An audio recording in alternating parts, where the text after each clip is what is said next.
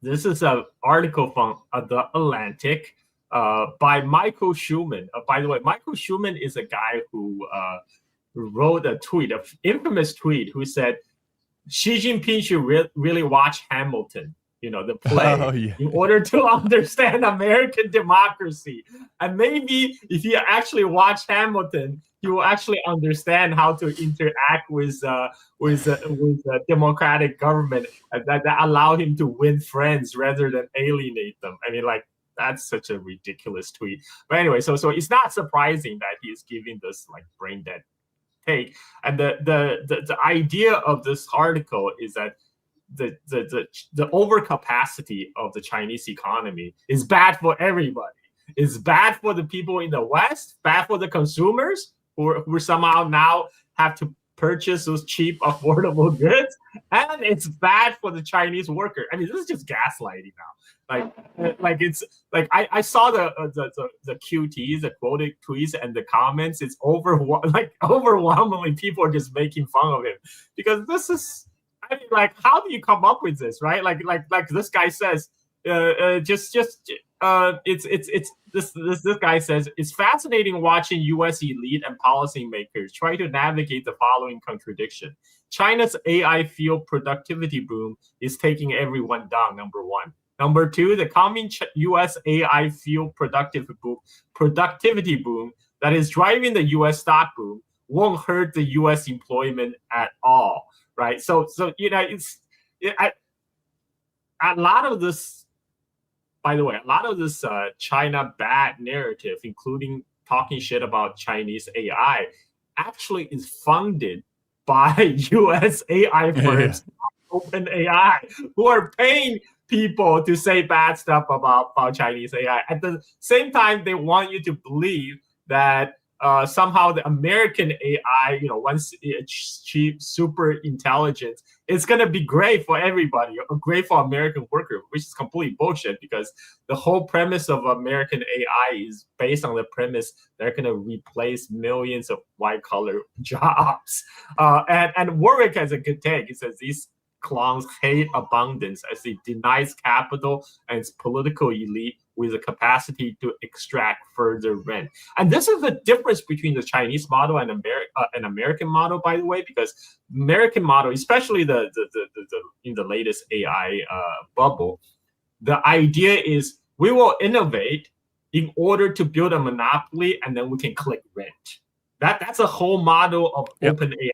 They plan to embed AI into everything, but eventually they'll just get a charge rent on top of all economic activity. What Chinese doing is they're using AI in everyday applications that makes things, they're making manufacturing cheaper, therefore the manufactured goods more affordable, and they're handing out open source AI in order for the global South AI developers to be able to access and develop their own product.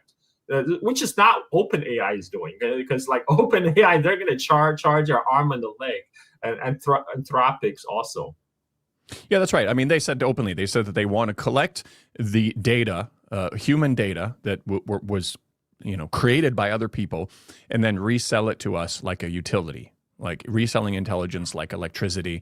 And it's interesting, the going back to the first tweet, this, China played the game on the international stage according to Western rules. And Western rules before were let the best man win, let the most innovative product, let the product that consumers want to choose win. But as soon as China starts winning at that game, then all of a sudden it's a problem that China's playing the game exactly like how they invented it. And then with AI, when you talk about AI and what it's going to do in the West, it's always about, it's going to increase our productivity so much. And then when China is supposedly using it the same way they are, which they're not, then all of a sudden it's a disaster, saying this is going to affect everybody. And this is like, they want to get the best use out of, all of this stuff. But in actuality, the Chinese government has started to come out with rules, for example, saying that you cannot use AI to replace workers. You can't. That's against the rules here. Obviously, that's going to be really hard to control, because it's like with AI, then maybe it will stunt new job creation. They're not necessarily letting existing employees go. But the point is even with those challenges, which are challenges all around the world, they're actively thinking about what can we do to protect the worker, where it's the completely opposite philosophy in the West, but they're treating China like the villain by first pretending that China is doing exactly what they're doing, which is an indictment of what they are doing, even if it was true. And, actually it is an indictment of what they're doing, but that's not actually what's happening on the ground. Every accusation is a confession. You know what they say? Yeah. always projection. Economic related also. Here we go. You take it away. Yeah, I think this might be the same article or related article. Oh, right. Yeah. This is again from the Atlantic. Xi Jinping's running of China as a government subsidized export-driven manufacturing juggernaut. It's not just bad for the whole industry around the world. It's also distorting China's economy and alienating trading partners. And this person, he has actually a screenshot of what actually they wrote in detail. Chinese manufacturer would be competitive without Xi's help. He provides massive aid anyway, directly with handouts and tax breaks, indirectly by suppressing wages of factory workers and the value of China's currency to make the country's export artificially cheap. The result is an economic model that favors producers, restrain consumers, and flood international markets with super cheap export, including steel, solar panels, electric vehicles. Foreign companies simply cannot compete. Chinese competition is costing Germany 10,000 manufacturing jobs a month and could strip Indonesia of hundreds of thousands garment worker jobs. China's trade surplus ballooned to a record 1.2 trillion last year. As a share of global economy, China's surplus in manufactured goods is the largest amassed by any country ever. And this is again, they kind of try to reframe this as how somehow this is bad. What actually China is doing is China is making everything affordable to everyone. And again, if your argument is that somehow this is unfair, somehow Chinese government is subsidizing with these goods, then you should enjoy Chinese subsidies, at the expenses of the Chinese taxpayers. It's a gift. It's a free gift handed to you by Uncle Xi Jinping. Like this doesn't make sense. Like for example, solar panels, right? Once you install those solar panels, there's no more dependency. You are now, those solar panels will sit there and generate energy for you from the sun. You don't have any further dependency on China anymore after you have installed those solar panels. So if Xi Jinping is subsidizing solar panels, making it cheaper to install cheap electric power generation, then you should do it. You should by all means do it. But that's how of course I'm not going to say that, but it's just ridiculous. Yeah, that's interesting. That's an interesting point. Like if they were subsidizing things that got you, reliant on their system, that would be a little bit, like the Western capital model. Gillette will sell their razor handles for really cheap, but when you're ready for replacement cartridges, damn, do they get you? Like this is like what you said. You install the solar panels and they're going to work for years and years and years. They're going to take away revenues from the local energy companies, which probably is the bigger problem than anything, bigger problem than anything else for the West. But that's a really good point. I think we've got some more economic related stuff. Let's continue on here. This one I think is yours as well.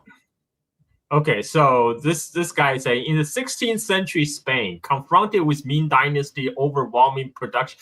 This is again the same talking point, but they're bringing the history now. In the 16th century Spain, confronted with Ming Dynasty's overwhelming production capacity in silk and ceramics, they could only watch as silver plundered from the New World was sucked away with no decent trade goods of their own to sell. 19th century Britain faced a similar plight. The East India Company racked up deficit in tea import. And with nothing to sell, they smuggle in forbidden poison of opium. When the Qing dynasty cracked down, they throw a tantrum claiming it violated the trade and fired off their cannons. And now the United States and EU are utterly defeated by China's overwhelming supply chain and cost structure in the production of EV, solar panels, and next generation infrastructure.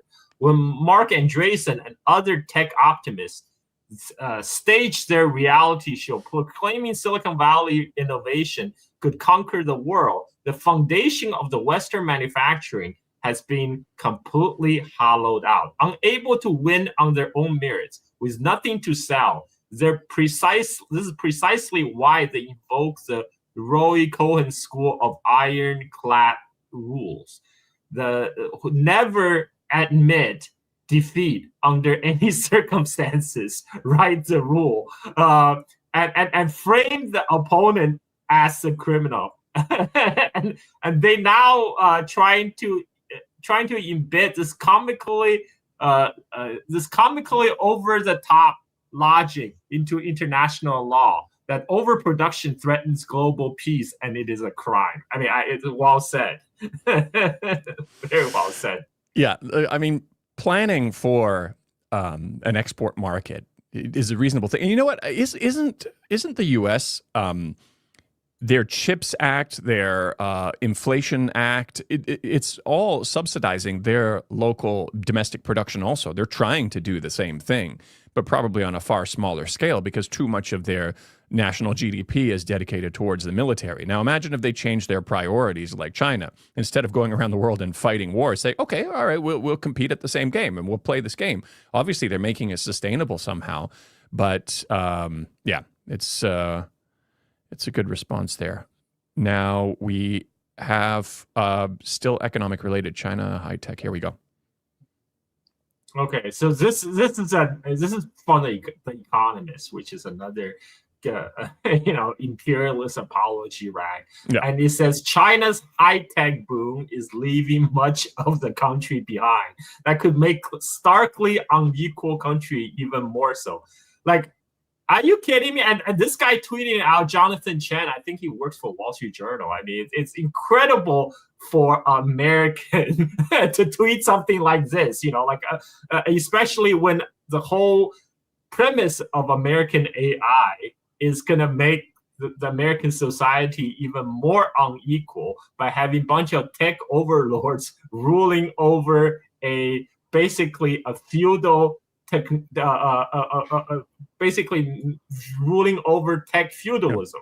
So I was being like little facetious. I just says like change the wording from China to America, you would be 100% correct. Again, it's projection, 100% projection. Yeah. Well, that is a Carl Zha. You are known as the ultimate ex shit poster, but you shit post with facts. There's I think is this next one from let me see here, what is it? It's related. Oh yeah, here we go. You can it's I think it's commenting on the same article, is it? Probably parochialism of taking everyone down. Yeah. So this is the Atlantic article, which is saying the Chinese economy is taking everyone down. Poverty perfected yourself alone. In prosperity, bring benefit to all under heaven. Mencius is the second sage of the Confucianism. The title of Michael Schumann's piece in the Atlantic is not analysis. It's an anxiety dressed up as argument, a reflex masquerading as insight. Before engaging in its claims, it's worth noting, asking the question it refused to pose. Taking everyone down for what exactly? And compared to when? The historical record is unambiguous. For roughly 18 of the past 20 centuries, the land constitute present-day China was among the top one or two economies on Earth. And what followed was a development strategy of a remarkable discipline. China invested in education, health, infrastructure, creating the foundation upon which it later transformed. The later transformation would rest. Result is beyond serious dispute. China lifted more people from extreme poverty in less than any other economy in human history. Its rate of extreme poverty now rivals that of the United States. Its cities contains some of the world's most educated young workforce with 16 years of schooling common in major urban hubs.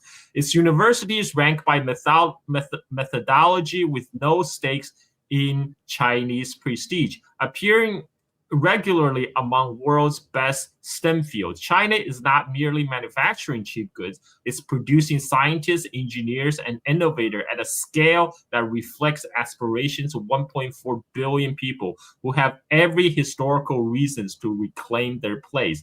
The honest question for the Atlantic reader is not why China is rising, but why that rise produced such reflexive alarm among those who benefit the most from the century of its humiliation. Mencius offers appropriate counsel. Perfect yourself before presuming to instruct others. The United States with its this goes on. I can't read the other part, but people get the point. But people get the point.